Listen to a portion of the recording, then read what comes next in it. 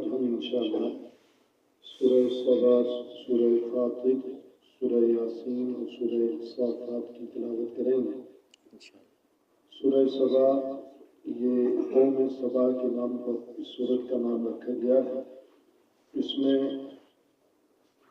دونوں اطراف کا تذکرہ ہوا کہ اللہ رب العزت کی نعمتیں دونوں لوگوں کو ملی۔ ایک حضرت سلیمان علیہ الصلوۃ و حضرت داؤد علیہ السلام، انہوں نے اس نعمتوں پر اللہ کا شکر ادا کیا تو اللہ رب العزت نے ان کو دنیا میں اور آخرت میں ان کا تذکرہ باقی رکھا، اور نیک لوگوں میں اور اچھے لوگوں میں ان کا تذکرہ قرآن میں فرمایا۔ اور ان کے مقابلے میں قوم سبا، جس کو اللہ رب العزت نے بہت سارے باغات دائیں اور بائیں اور کھانے کی بہت ساری چیزیں اور پاکیزہ شہر عطا کیے، لیکن انہوں نے اس کی ناقدری کی، اللہ کا شکر ادا نہیں کیا، اللہ کے احکام کو بجا نہیں لایا، تو اللہ رب العزت نے مال اور اسباب کے ہوتے ہوئے ان کو تباہ کیا اور ان کا نقشہ دنیا سے مٹایا۔ اس کے بعد اللہ رب العزت نے جناب نبی کریم صلی اللہ علیہ وسلم کو رسالت پر اور فرمایا کہ آپ پوری دنیا کے کافۃ للناس،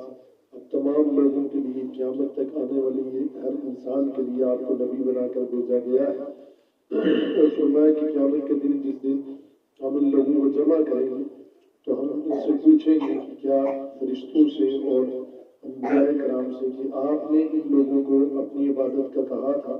وہ کہیں گے انت ولینا من دونہم بل کانوا یعبدون الجن، بلکہ یہ تو جنوں کی پرستش کرتے تھے، ہم اس سے بری ہیں، ہم آپ کا خوف رکھتے ہیں۔ اس کے بعد سورہ فاطر ہے۔ اللہ رب العزت نے فاطر کہتے ہیں آسمان اور زمین کو بغیر نمونے کے بنانے والا۔ اللہ رب العزت فرماتے ہیں کہ کیا جن لوگوں کی یہ عبادت کرتے ہیں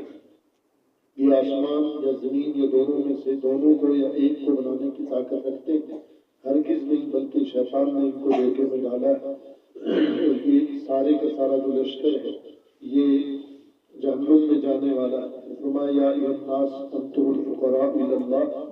اے لوگوں تم سارے کے سارے اللہ کی طرف فقیر ہو۔ اللہ غنی ہے اور قابل تعریف ہے، اور کوئی دوسرے کا کافر لوگ جن لوگوں کو دعوت دیتے تھے ان کو کہتے تھے کہ تم ہمارے مذہب پر آ جاؤ،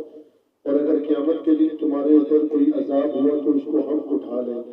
اللہ رب العزت نے فرمایا لا تزر وازرۃ وزر اخرى، کوئی کسی کا بوجھ نہیں اٹھا سکے گا، بلکہ ہر ایک کو اپنا انجام بھگتنا ہوگا۔ البتہ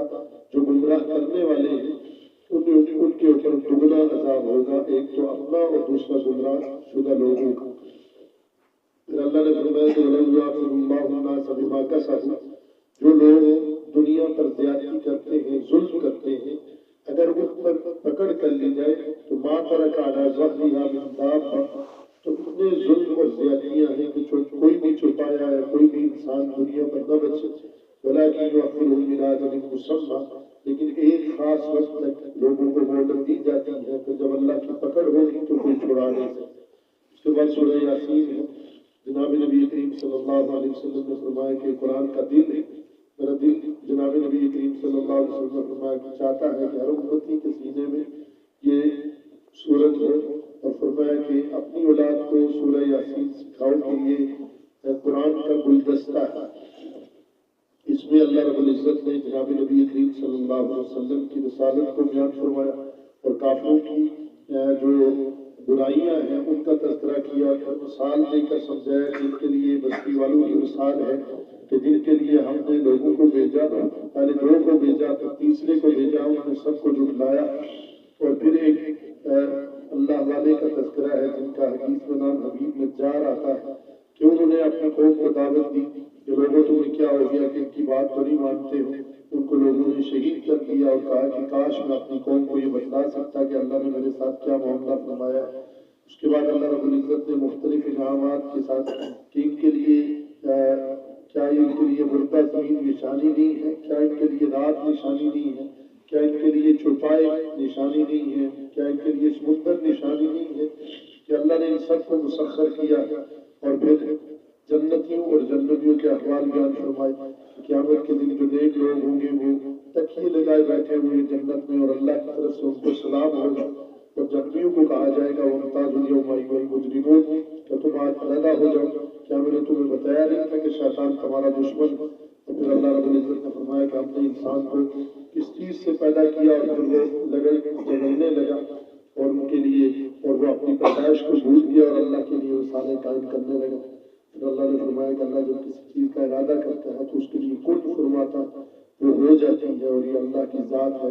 جو تمام زمین آسمان پر بادشاہ ہے اور اسی کی طرف لوٹنا ہے۔ اس کے بعد سورہ صافات ہے، اس میں اللہ رب العزت نے قسم اٹھا کر فرمایا کہ جو زمین اور آسمان ہے اور اس کے اندر جتنی بھی چیزیں ہیں کہ اللہ کی عبادت کرتی ہیں اور اللہ کے لیے ہیں۔ اور پھر کافروں کے احوال کو جمع کیا کہ ان کو جنت میں کس طرح جمع کیا جائے گا، جنتیوں کے احوال کو بیان فرمایا۔ جب جنتی جب آپس میں مذاکرہ کرتے ہوں گے تو ایک اپنے دوست یا رشتہ دار کے بارے میں کہیں گے کہ ہمارا ایک دوست ہوتا تھا دنیا میں، اس کا کوئی معلوم نہیں ہو رہا، پھر معلوم ہوگا کہ وہ وسط جہنم میں ہے، اور اس کے احوال معلوم کیے جائیں گے اور اس سے یہ پناہ مانگیں گے۔ اور جہنمیوں کی خوراک کا بیان فرمایا کہ ان کے لیے ایک زقوم درخت ہے، حدیث میں ہے کہ یہ ایسا ہوگا کہ یہ ایسی بھوک ہوگی جہنمیوں کو کہ اس کے کھائے بغیر چارہ نہیں ہوگا، اور یہ جب کھائیں گے تو یہ جسم کا سارا گوشت لے کر تو یہ نکل جائے گا، اور پھر ان کے اوپر ابلتا ہوا پیپ اور خون جہنمیوں کی ان کو پلائی جائے گی، وہ بھی پیئیں گے۔ اور پھر اس کے بعد اللہ رب العزت نے انبیاء کرام علیہ السلام نے پہلے حضرت نوح علیہ السلام کا تذکرہ کیا، پھر حضرت ابراہیم علیہ السلام کا، پھر حضرت الیاس علیہ السلام کا، پھر حضرت یونس علیہ السلام کا مفصل تذکرہ کیا۔ آخر میں فرمایا کہ کیسا یہ لوگ انصاف کرتے ہیں کہ فرشتوں کو اللہ کی بیٹیاں بناتے ہیں، اپنے لیے یہ بیٹے پسند کرتے ہیں اور اللہ کے لیے بیٹیاں پسند کرتے ہیں، کیسا یہ ان کا انصاف ہے؟ کیا ان کے پاس کوئی دلیل ہے یا کوئی ایسی کتاب اتری ہے؟ ہرگز نہیں، بلکہ یہ ان کے لیے یہ عذاب کے لیے اپنے آپ کو تیار کر رہے ہیں، اور ایسا عذاب ان کے لیے ہوگا کہ ختم نہ ہونے والا ہوگا۔ اللہ پاک ہمیں عافیت کے ساتھ سمجھنے اور اس پر عمل کی توفیق عطا